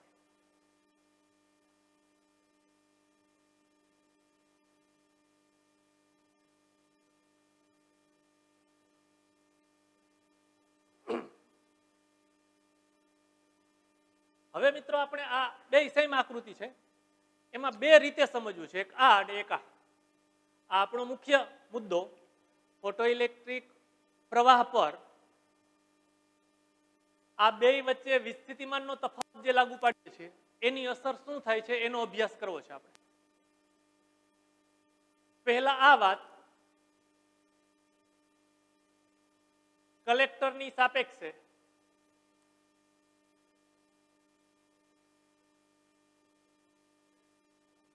ઉત્સર્જકની સાપેક્ષે કલેક્ટરને હું આ આકૃતિની ભાષામાં લખું મિત્રો તો એસ ની સાપેક્ષે સી ને અને એસ ની સાપેક્ષે સી ને એસ ની સાપેક્ષે સી ને ધન વિભવે રાખવું છે અને પછી સ્ટોપિંગ પોટેન્શિયલ સમજવા માટે ઋણ વિભવે રાખવું છે. પેલા આ વાત સમજીએ. બરાબર ધ્યાન આપજો મિત્રો તો જ સમજાશે. અહીંથી કંઈક પ્રકાશની આવૃત્તિ અને તીવ્રતા ધારો કે અનુક્રમે F1 અને I1 છે. કેપિટલ I છે તીવ્રતા માટે લખું છું, સ્મોલ I છે એ ફોટો ઇલેક્ટ્રિક પ્રવાહ માટે દર્શાવું છું. હું આ જ આલેખ તમને જરા અલગ દોરીને સમજાવતો જાઉં. અહીં કલેક્ટર પરનું સ્થિતિમાન છે વોલ્ટેજ અને અહીં ફોટો ઇલેક્ટ્રિક પ્રવાહ છે જેને આપણે સ્મોલ I વડે દર્શાવીએ છીએ. બરાબર ધ્યાન આપજો મિત્રો. આપણા પ્રયોગની શરૂઆતમાં અહીં વિસ્થિતિમાન રાખતો નથી, માત્ર અને માત્ર આ કનેક્શન છે. અહીંથી મેં યોગ્ય આવૃત્તિ એટલે F0 કરતા વધુ આવૃત્તિ વાળો પ્રકાશ આપાત કરીએ છીએ એટલું પાકું છે મિત્રો. અને કેપિટલ I1 જેટલી તીવ્રતા વાળો પ્રકાશ આપાત કર્યો તો આ સપાટીમાંથી અમુક ઇલેક્ટ્રોન ઉત્સર્જિત થયા હશે. સમજવા જેવી વાત છે. ઉત્સર્જિત થયેલા બધા જ ઇલેક્ટ્રોનની ઉર્જા જુદી જુદી હોઈ શકે. આપાત કરેલી તીવ્રતા I1 ને અનુરૂપ F1 આવૃત્તિ છે, તીવ્રતા I1 છે, એને અનુરૂપ ધારો કે 1000 ઇલેક્ટ્રોન ઉત્સર્જિત થયા. મિત્રો મારા આ આંકડા સાથે પણ મગજ ચલાવજો. ધારો કે આ 1000 ઇલેક્ટ્રોન અહીં ઉત્સર્જિત થયા. એ 1000 ઇલેક્ટ્રોન અહીં પહોંચી શકે એટલી ઉર્જા ધરાવતા નથી. અત્યારે અહીં ધન વિભવ નથી. જો આની સાપેક્ષે અહીં ધન વિભવ હોત તો 1000 ઇલેક્ટ્રોન પહોંચી જાત. સમજાય વાત છે ભાઈ? પણ અત્યારે હજી ધન વિભવ નથી, તટસ્થ છે. તટસ્થ ન બોલાય પણ આની સાપેક્ષે આને બહારથી વિસ્થિતિમાનનો તફાવત લાગુ પડ્યો નથી.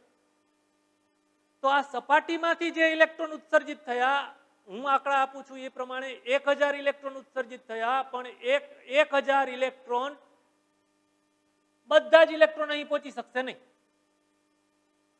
કેમ કે એટલે એના પાસે એટલી ગતિ ઉર્જા હોવી જોઈએ કે જે ગતિ ઉર્જાની મદદથી આટલું અંતર કાપે.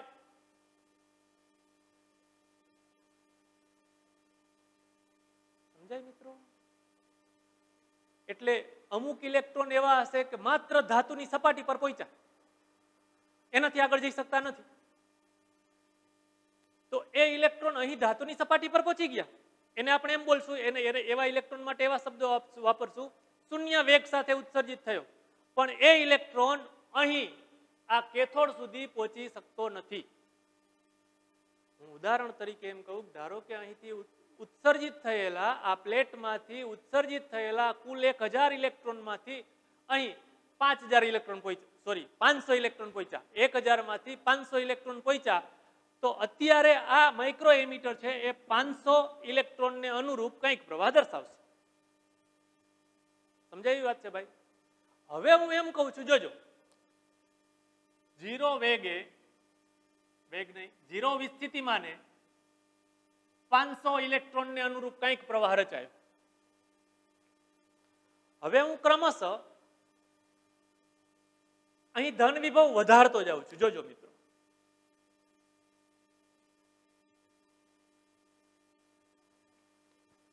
આની સાપેક્ષે આનો ધન વિભવ ક્રમશઃ વધારતા જવાના છીએ. ધારો કે V1 જેટલો ધન વિસ્થિતિમાન રાખ્યું.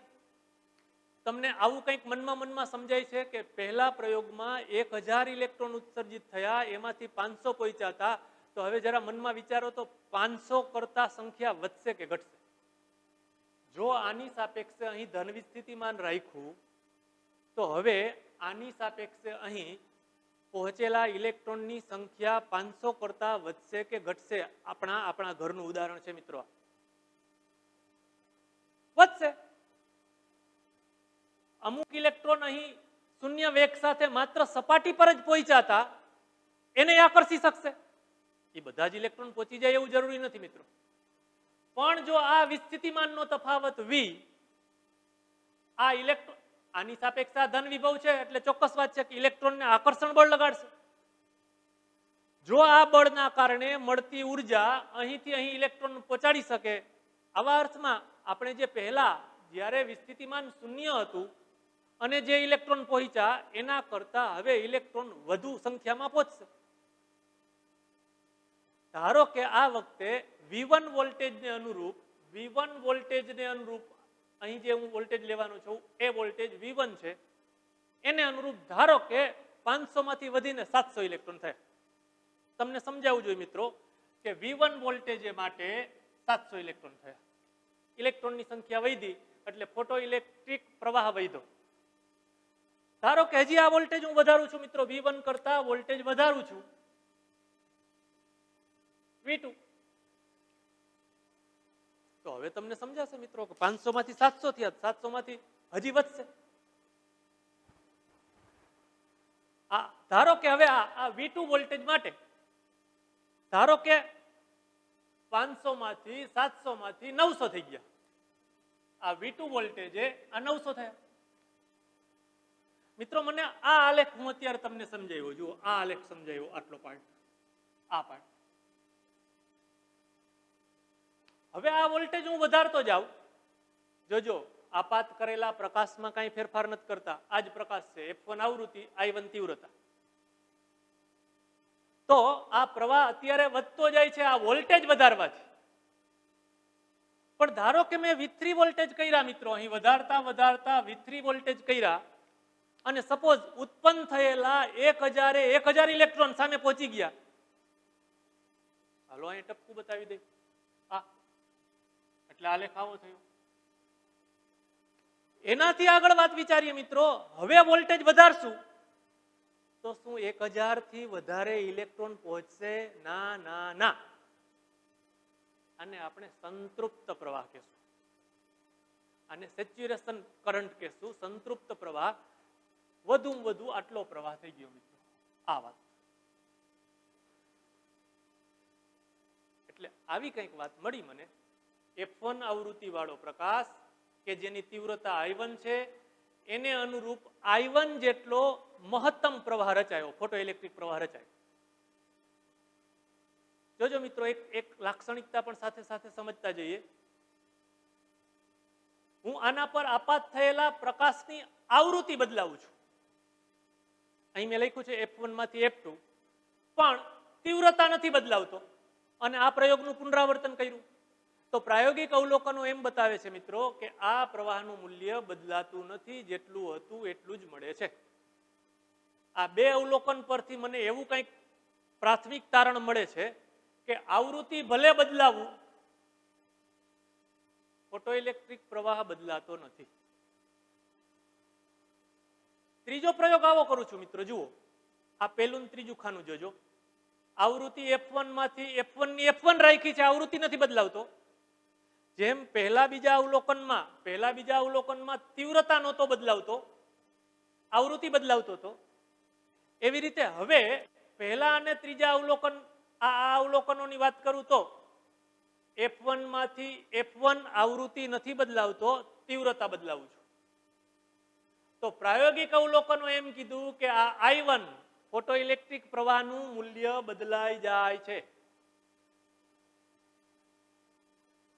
મિત્રો આના ઉપરથી આવું પ્રાથમિક તારણ તમે આપી શકો છો કે આ ફોટોઇલેક્ટ્રિક પ્રવાહનું સેચ્યુરેશન, મહત્તમ વિદ્યુત પ્રવાહ, મહત્તમ ફોટોઇલેક્ટ્રિક પ્રવાહનું મૂલ્ય આ બે માંથી કોના પર આધાર રાખે છે અને કોના પર આધારિત નથી. જો પેલા બે માં આપણે જોયું કે આવૃત્તિ બદલાવી પણ ફોટોઇલેક્ટ્રિક પ્રવાહ નથી બદલાતો, એનો અર્થ એવો થયો કે આ ફોટોઇલેક્ટ્રિક પ્રવાહ આવૃત્તિ પર આધારિત નથી. પહેલું અને ત્રીજું અવલોકન એમ દર્શાવે છે મિત્રો કે તીવ્રતા બદલીએ તો ફોટોઇલેક્ટ્રિક પ્રવાહ બદલાઈ જાય છે. તીવ્રતા બદલાવીએ તો ફોટોઇલેક્ટ્રિક પ્રવાહ બદલાઈ જાય છે. એનો અર્થ એમ કે ફોટોઇલેક્ટ્રિક પ્રવાહ એને તમે એમ બોલી શકો છો મિત્રો કે ફોટો ઇલેક્ટ્રોનની સંખ્યા, આ ફોટો ઇલેક્ટ્રોનની સંખ્યા આવૃત્તિ પર આધારિત નથી. ફોટો ઇલેક્ટ્રોનની સંખ્યા એટલે કે ફોટો ઇલેક્ટ્રિક પ્રવાહ તીવ્રતા પર આધાર રાખે છે. શરૂઆતમાં તીવ્રતા વધારતા ફોટો ઇલેક્ટ્રિક પ્રવાહ, ફોટો ઇલેક્ટ્રોનની સંખ્યા વધતી જાય છે. આવૃત્તિ બદલાવતા ફોટો ઇલેક્ટ્રોનની સંખ્યા એટલે કે ફોટો ઇલેક્ટ્રિક પ્રવાહ બદલાતો નથી.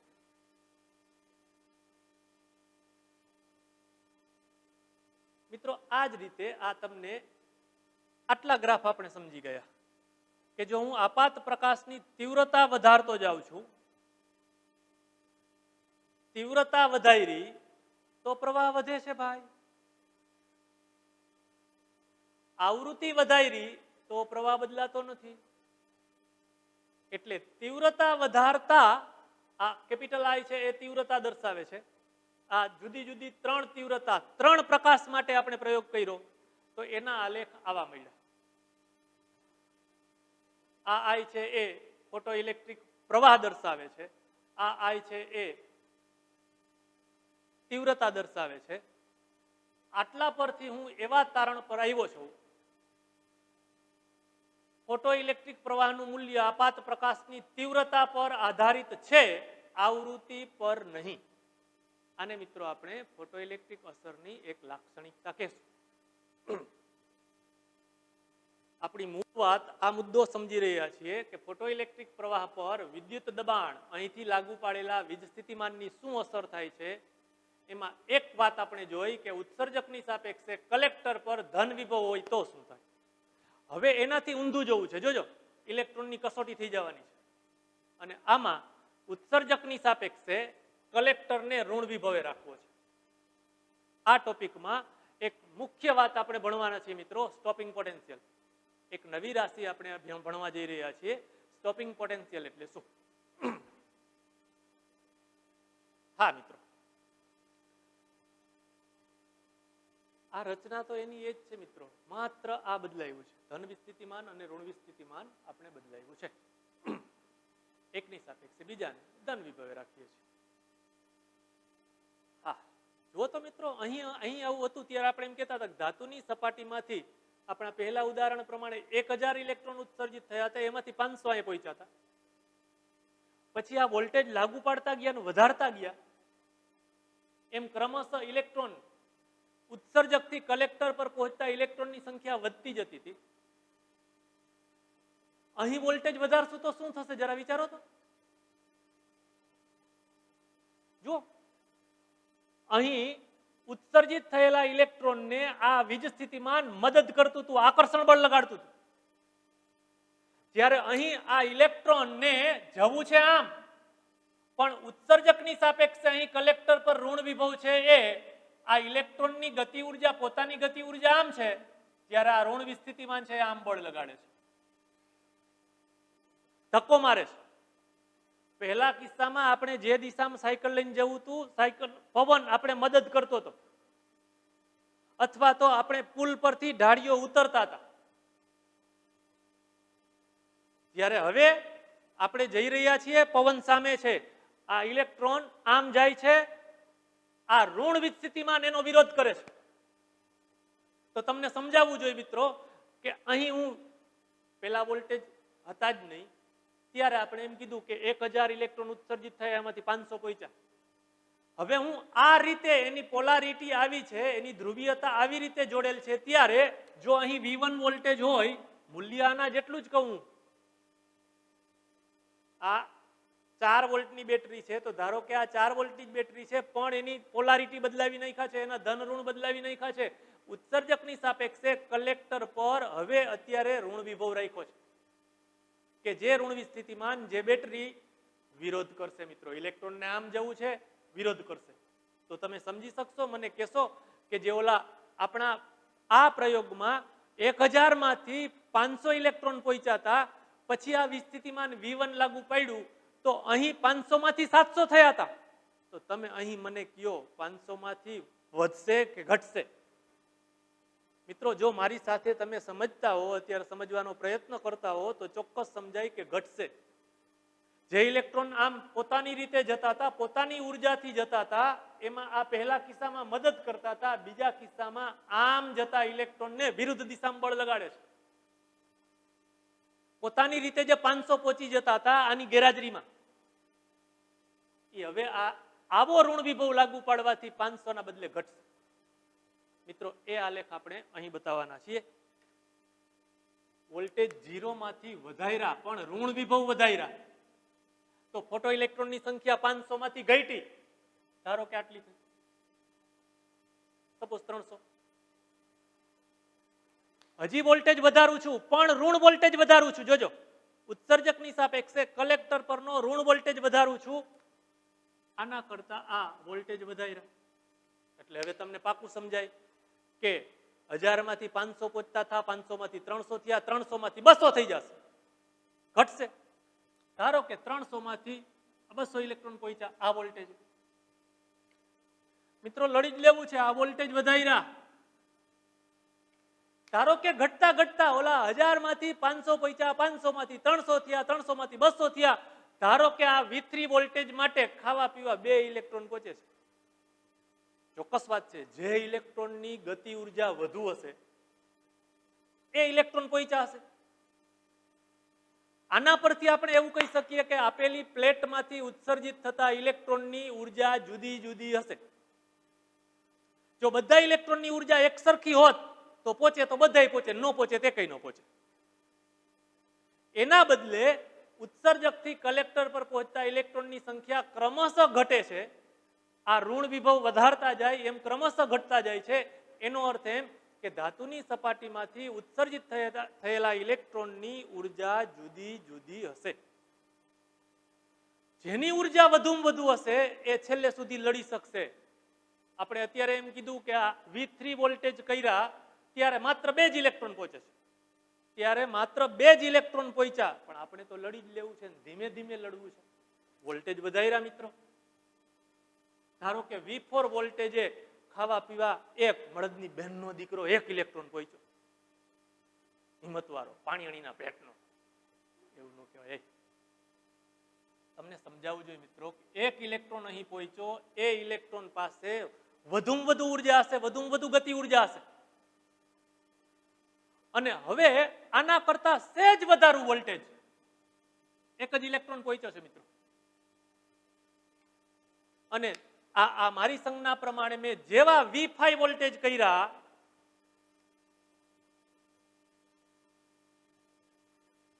દોરું થઈ ગયું, એક પણ ઇલેક્ટ્રોન પહોંચી શક્યા નહીં. ઉત્સર્જકથી કલેક્ટર પર એક પણ ઇલેક્ટ્રોન ન પહોંચી શક્યા.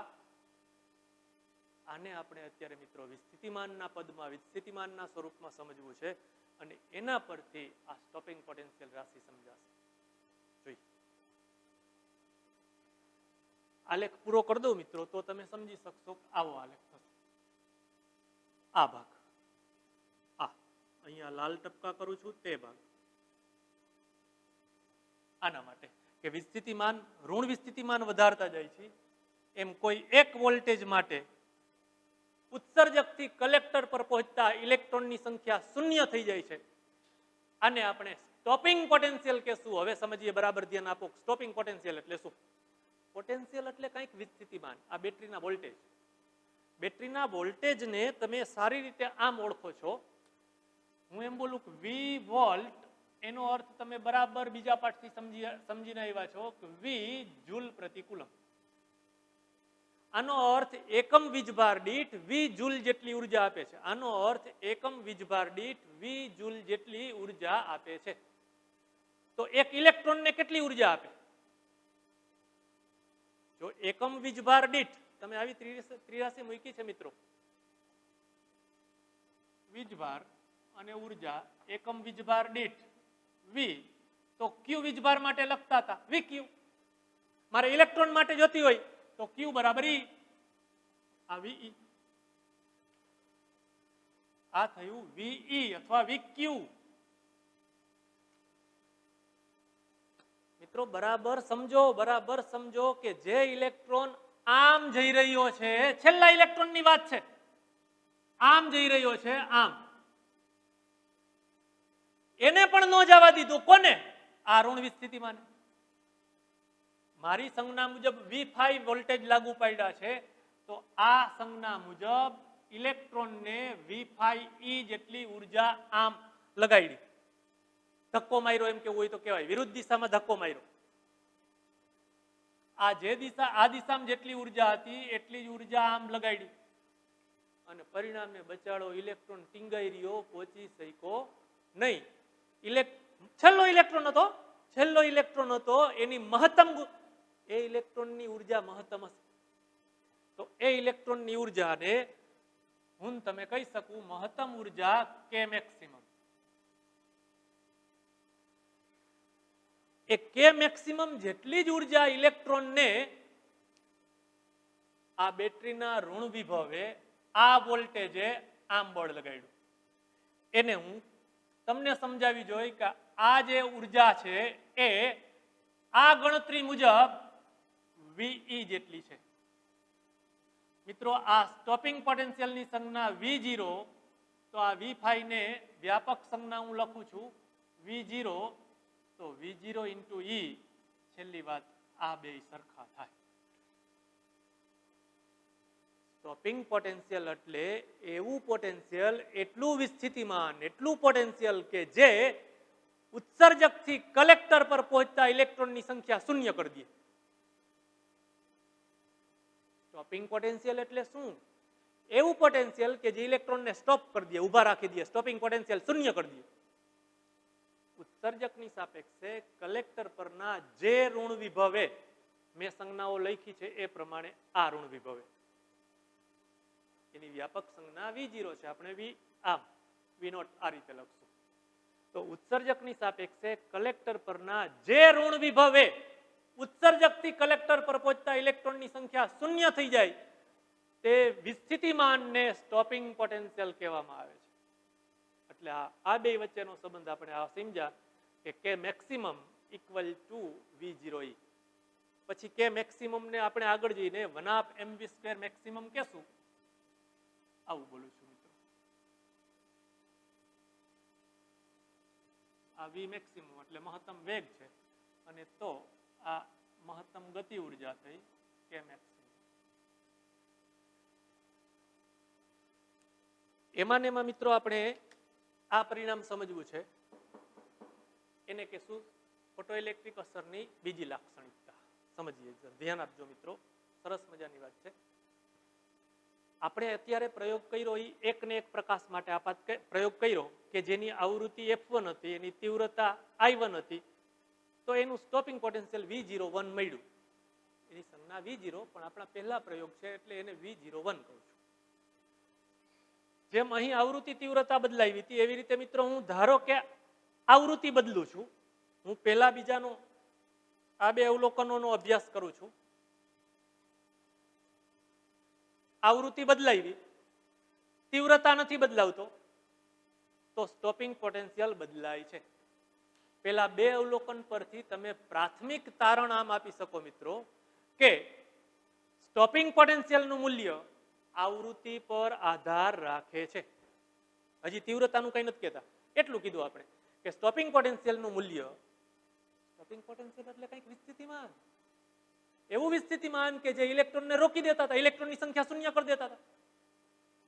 આ સ્ટોપિંગ પોટેન્શિયલનું મૂલ્ય આવૃત્તિ પર આધાર રાખે છે. આવૃત્તિ બદલાવી તો સ્ટોપિંગ પોટેન્શિયલ બદલાય છે. ત્રીજો પ્રયોગ, પહેલું અને ત્રીજું.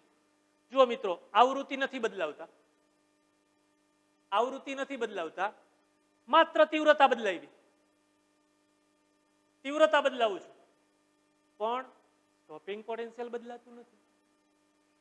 તો પહેલા અને ત્રીજી હારના અવલોકનો પરથી તમે મિત્રો એમ કહી શકો કે સ્ટોપિંગ પોટેન્શિયલ તીવ્રતા પર આધારિત નથી. જુઓ, પહેલા અને ત્રીજા લાઈનના અવલોકનો જુઓ, તીવ્રતા બદલાવી પણ સ્ટોપિંગ પોટેન્શિયલ ન બદલાયું. એને તમે એમ પ્રાથમિક તારણમાં એમ કહી શકો કે સ્ટોપિંગ પોટેન્શિયલ તીવ્રતા પર આધારિત નથી. પહેલું બીજું અને પહેલું ત્રીજું એ બંનેનું આખું એક અવલોકન ભેગું કરીએ મિત્રો તો એમ કહેવાય કે સ્ટોપિંગ પોટેન્શિયલ આવૃત્તિ પર આધાર રાખે છે, તીવ્રતા પર નહીં.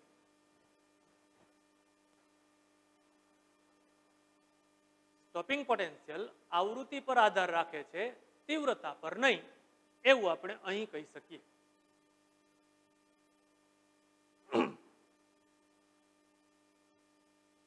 મિત્રો હજી એક વખત સમજી લેવા જેવું છે. હવે આપણે જે જરૂરિયાત છે ને એવા સ્વરૂપમાં આવૃત્તિ અને તીવ્રતા એટલે શું? તીવ્રતા વધારીએ છીએ, આપણા આ પ્રયોગમાં તીવ્રતા વધારીએ છીએ ત્યારે આપાત ફોટોનની સંખ્યા વધારીએ છીએ મિત્રો. ફોટોન એટલે પ્રકાશની અંદર રહેલા ઉર્જાના પડીકા.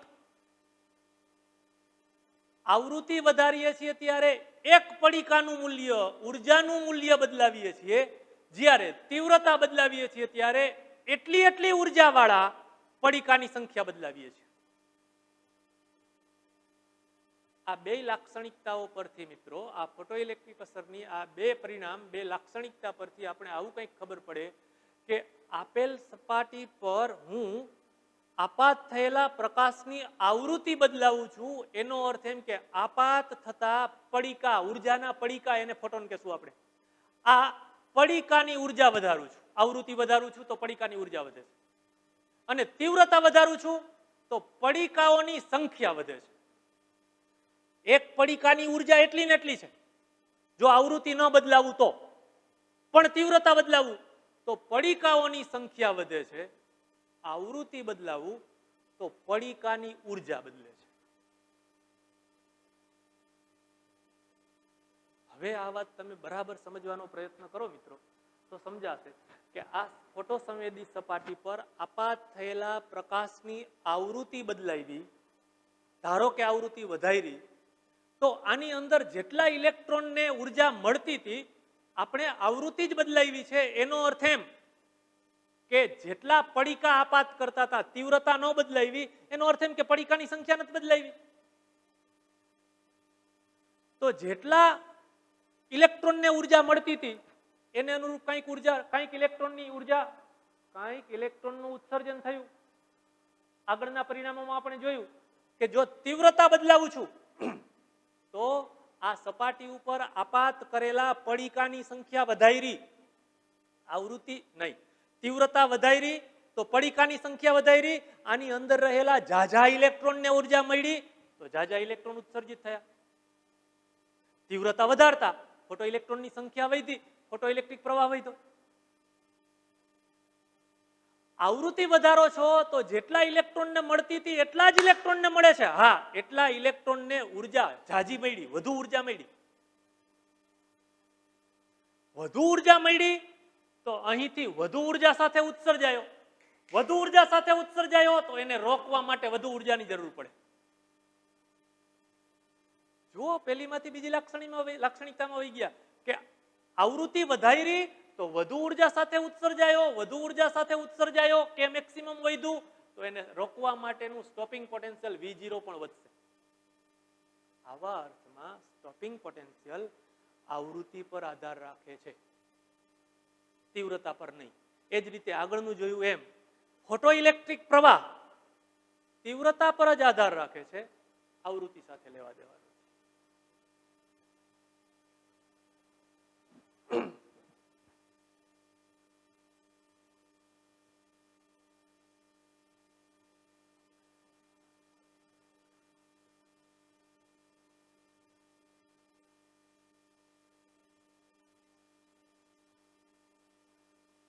આ મિત્રો ત્રીજી વાત હતી, આપણે બીજી ચર્ચામાં લઈ લીધું છે, આપાત વિકિરણની આવૃત્તિની સ્ટોપિંગ પોટેન્શિયલ પર અસર શું થાય એ વાત આપણે સમજી લીધી છે, આલેખમાં પણ કવર કરી લીધું છે.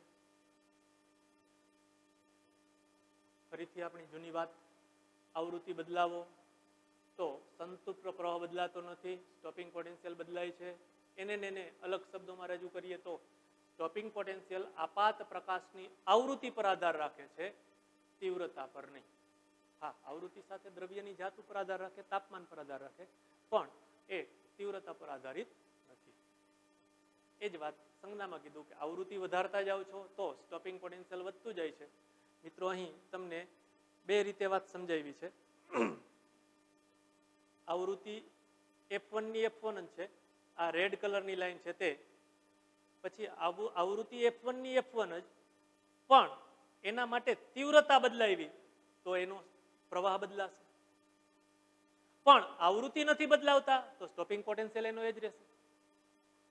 મિત્રો આ આકૃતિમાં તમારી બંને લાક્ષણિકતા, તમારી નહીં મારી નહીં, ફોટોઇલેક્ટ્રિક અસરની બંને લાક્ષણિકતા સમાઈ જાય છે કે આવૃત્તિ બદલાવશો તો સ્ટોપિંગ પોટેન્શિયલ બદલાશે. જુઓ મિત્રો, દેખાય છે કે F1 માંથી F2 માંથી F3 આવૃત્તિ કરી તો ક્રમશઃ સ્ટોપિંગ પોટેન્શિયલ બદલાતું ગયું. પણ આવૃત્તિ ભલે બદલાવું, ત્રણેય માટે તીવ્રતા એની જ છે. જો તીવ્રતા બદલાવું તો ફોટોઇલેક્ટ્રિક પ્રવાહ બદલાશે, તો સ્ટોપિંગ પોટેન્શિયલ નથી બદલાતું. બરાબર સમજી લ્યો, ગોઠવી લ્યો, ગોખો નહીં, ગોઠવો, સમજો કે ફોટોઇલેક્ટ્રિક અસરમાં એકડે એક ફોટો ઇલેક્ટ્રોનની સંખ્યા તીવ્રતા પર જ આધાર રાખે છે, આવૃત્તિ પર નહીં. બગડે બે. સ્ટોપિંગ પોટેન્શિયલ આવૃત્તિ પર જ આધાર રાખે છે, તીવ્રતા પર નહીં. અને ત્રીજી લાક્ષણિકતા આપણે એમ કહેશું મિત્રો કે ઇલેક્ટ્રોનનું ઉત્સર્જન તત્કાલ થાય છે. આ વાત આપણે જોઈ લીધી છે, ફરીથી એકવાર ચર્ચામાં લઈ લઈએ કે સ્ટોપિંગ પોટેન્શિયલ આવૃત્તિ વધારતા જાવ તો સ્ટોપિંગ પોટેન્શિયલ વધે છે. સ્પષ્ટ છે મિત્રો કે જેમ આવૃત્તિ વધારતા જાય છે એમ જે તે ઇલેક્ટ્રોનને મળતી ઉર્જા વધતી જાય છે, એની ઉર્જા વધતી જાય છે, તેને રોકવા માટે વધારે ઉર્જાની જરૂર પડે, એટલે સ્ટોપિંગ પોટેન્શિયલ વધતું જાય છે. માટે સ્ટોપિંગ પોટેન્શિયલ આવૃત્તિના સમપ્રમાણમાં ચલે છે, બે એકબીજાના સમપ્રમાણમાં છે. આ તમને જુદી જુદી ધાતુઓ માટે સ્ટોપિંગ પોટેન્શિયલ અને આવૃત્તિ વચ્ચેનો સંબંધ આપ્યો છે મિત્રો. ધારો કે આપણા પાસે આ એક ફોટો સંવેદી સપાટી છે, એમાંથી ઇલેક્ટ્રોનનું ઉત્સર્જન કરવું છે. આપણા પિરિયડની શરૂઆતમાં લીધી હતી એ વાત કે F1 આવૃત્તિ વાળો પ્રકાશ આપાત કર્યો, ઇલેક્ટ્રોનનું ઉત્સર્જન જ ન થયું. F2 આવૃત્તિ વાળો પ્રકાશ આપાત કર્યો, ઇલેક્ટ્રોનનું ઉત્સર્જન જ ન થયું. જ્યારે આવૃત્તિ વધારતા વધારતા વધારતા થ્રેશોલ્ડ આવૃત્તિએ પહોંચ્યા, જુઓ મિત્રો, ધાતુ એ માટે આટલી થ્રેશોલ્ડ આવૃત્તિ કહેવાય. ધારો કે હું એને F01 કહું, ધાતુ 1 માટે F01 એટલે એની થ્રેશોલ્ડ આવૃત્તિ. ત્યાં સુધી આલેખ મળવાનો ઇલેક્ટ્રોન ઉત્સર્જિત જ નથી થયા યાર. ઇલેક્ટ્રોન ઉત્સર્જિત નથી થયા તો એને રોકવાનો પ્રશ્ન નથી, એને રોકવા માટે ઉર્જાની જરૂર નથી. પણ જેવી આવૃત્તિ આપણે F01 જેટલી આપાત કરી, F01 જેટલી આવૃત્તિ આપાત કરી, તરત જ એને રોકવાની જરૂર પડી, અર્થાત સ્ટોપિંગ પોટેન્શિયલ વધતું જાય છે. ધાતુ બદલાવીએ મિત્રો તો બીજી ધાતુ માટે એને ઉત્સર્જન કરવા માટે, ઇલેક્ટ્રોનનું ઉત્સર્જન કરવા માટે થ્રેશોલ્ડ આવૃત્તિ બદલાઈ ગઈ. F02 વડે દર્શાવું છું. પણ આપણે આના પછીના ટોપિકમાં જોશું કે ગમે તે ધાતુ માટે આ આલેખ સમાંતર જોઈએ એકબીજાને, એનો ઢાળ એક સરખો જ હોય. એ કાલે જોશું આના પછીના લેક્ચરમાં, H/E જેટલો હોય. થ્રેશોલ્ડ આવૃત્તિ ધાતુની જાત પર આધાર રાખે છે. તમને એક બે માટે કીધું છે, ઝીંક અને તાંબા કરતા સેલેનિયમ વધુ સંવેદનશીલ છે. એનો અર્થ એમ કે ઝીંક અને તાંબામાંથી ઇલેક્ટ્રોનનું ઉત્સર્જન મેળવવા કરતાંય સેલેનિયમમાંથી સરળતાથી મેળવી શકાય છે. એટલે કે સેલેનિયમની થ્રેશોલ્ડ આવૃત્તિ ઝીંક અને તાંબા કરતા ઓછી છે. એ તમને પ્રકાર સાથે સમજાયું છે કે તાંબા ઉપર અલ્ટ્રાવાયોલેટ પ્રકાશથી ઇલેક્ટ્રોનનું ઉત્સર્જન મેળવી શકાય છે, પણ અલ્ટ્રાવાયોલેટ કરતા ઓછી આવૃત્તિ લાલ કે લીલા રંગના પ્રકાશની મદદથી ફોટોઇલેક્ટ્રિક અસર જોવા મળતી નથી. સમજ્યા મિત્રો? અરે F<F0 ની વાત થઈ, આ વાત થઈ તાંબા પર અલ્ટ્રાવાયોલેટ પ્રકાશ આપાત કર્યો અને ઇલેક્ટ્રોનનું ઉત્સર્જન થયું એનો અર્થ એમ કે આટલો. હવે જો લાલ કે લીલા રંગને પ્રકાશની આવૃત્તિ લઈએ તો એ આવૃત્તિ એની થ્રેશોલ્ડ આવૃત્તિ કરતા ઓછી હશે એટલે ઇલેક્ટ્રોનનું ઉત્સર્જન ન થયું. એવું ને એવું ફોટો ઇલેક્ટ્રોનનું ઉત્સર્જન જો થાય અને આપણે ફોટો ઇલેક્ટ્રિક અસરની પછીની લાક્ષણિકતા કહેશું. એને ગુજરાતીમાં એમ કહેવાય તત્કાલ ઉત્સર્જન થાય છે. આપેલી ધાતુમાંથી જો ફોટો ઇલેક્ટ્રિક અસર જોવા મળે તો તત્કાલ જોવા મળે છે. તત્કાલ એટલે 1-2 સેકન્ડમાં નહીં મિત્રો, 10⁻⁹ સેકન્ડ. આટલા ઓછા સમયમાં ફોટો ઇલેક્ટ્રોનનું ઉત્સર્જન મેળવી શકાય છે. જો ઉત્સર્જન થાય તો, નહીં તો પછી ક્યારેય. આવા અર્થમાં આપણે ફોટો ઇલેક્ટ્રિક અસરની લાક્ષણિકતા કહેશું કે આપેલી ધાતુની સપાટીમાંથી ઇલેક્ટ્રોનનું ઉત્સર્જન તત્કાલ થાય છે. એમ લખવું પડશે જો થાય તો. એટલે એનો અર્થ તમે સમજો છો કે યોગ્ય આવૃત્તિ હોય તો તત્કાલ થશે અને ન હોય તો ક્યારેય. મિત્રો આ જે આપણે આખી ચર્ચા કરી એને તમારી ટેક્સ્ટ બુકે પણ આવી રીતે અલગથી એનો સારાંશ, એનું તારણ અને એને જ આપણે ફોટો ઇલેક્ટ્રિક અસરની લાક્ષણિકતાઓ કહી શકીએ. મિત્રો પહેલામાં તમને એમ કીધું છે કે ફોટો ઇલેક્ટ્રિક પ્રવાહ તીવ્રતાના સમપ્રમાણમાં છે. આ આલેખ દોર્યો તો આપણે બે એકબીજાના સમપ્રમાણમાં છે. આ આલેખ દ્વારા આપણે સમજાતા કે જેમ વિસ્થિતિમાન ધન વિસ્થિતિમાન વધારતા જાય છે એમ શરૂઆતમાં ઉત્સર્જકથી કલેક્ટર પર પહોંચતા ઇલેક્ટ્રોનની સંખ્યા વધતી ગઈ પછી અચળ થઈ જાય. જેટલા આપણા ઉદાહરણ તરીકે 1000 જેટલા ઇલેક્ટ્રોન ઉત્સર્જિત થયા એ બધા જ પહોંચી ગયા તો એનાથી વધુ તો પછી પહોંચવાનો પ્રશ્ન જ નથી મિત્રો. એને સંતૃપ્ત પ્રવાહ કહેતા હતા, સેચ્યુરેશન થઈ ગયું હતું. આ સંતૃપ્ત પ્રવાહ આપાત પ્રકાશની તીવ્રતાના સમપ્રમાણમાં છે. એને આવૃત્તિ સાથે લેવા દેવા નથી. સ્ટોપિંગ પોટેન્શિયલ એને તીવ્રતા સાથે લેવા દેવા નથી. એ જ વાત ફરીથી આમાં પણ લઈ લીધું છે કે થ્રેશોલ્ડ આવૃત્તિથી વધુ આવૃત્તિ માટે સ્ટોપિંગ પોટેન્શિયલ અથવા સમતુલ્ય રીતે ઉત્સર્જિત ફોટો ઇલેક્ટ્રોનની મહત્તમ ગતિ ઉર્જા કે મેક્સિમમ અથવા તો V0 એ બંને આવૃત્તિ પર આધાર રાખે છે. આપાત વિકિરણની આવૃત્તિ સાથે જ બદલાય છે, એની સાથે રેખીય રીતે બદલાય છે. એને તીવ્રતા સાથે કાંઈ લેવા દેવા નથી. અને છેલ્લી વાત, જો ઇલેક્ટ્રોનનું ઉત્સર્જન થવાનું હોય તો તત્કાલ થાય છે, નહીં તો પછી ક્યારેય નહીં. મિત્રો બરાબર આ ફોટો ઇલેક્ટ્રિક અસરનો અભ્યાસ કરજો. જરૂર લાગે તો બીજી વખત જોજો, તમારી ટેક્સ્ટ બુકમાં ટેલી કરતા જજો અને જરૂર લાગે તો મને ફોન કરીને પૂછજો. કાલે મળીએ ત્યાં સુધીમાં આટલું સરસ વ્યવસ્થિત તૈયાર કરી નાખજો કે જેથી આના પછી આપણે એક હજી આઇન્સ્ટાઈનની સમજૂતી જોવી છે અને પછી એના દાખલા જોવા છે. એ દાખલાઓમાં તો જ મજા આવશે જો આ વાત બરાબર તમને સમજાવી. ઓકે, આજ આટલું છે.